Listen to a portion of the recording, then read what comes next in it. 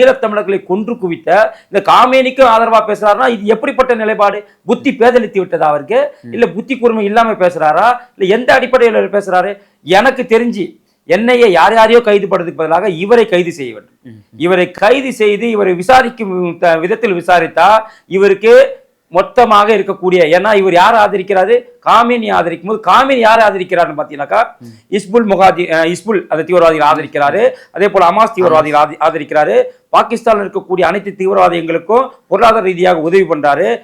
இந்தியாவில் இருக்கக்கூடிய popular front of இந்தியாவுக்கும் அவர் தான் வந்துட்டு பொருளாதார ரீதியாக உதவி பண்ணாருங்கிற தகவல்லாம் வரும்போது, அப்ப இவருக்கு இப்படிப்பட்ட தீவிரவாத அமைப்புகளோட அவருக்கு உதவிகரமா இருந்திருக்கிறார் காமேனி.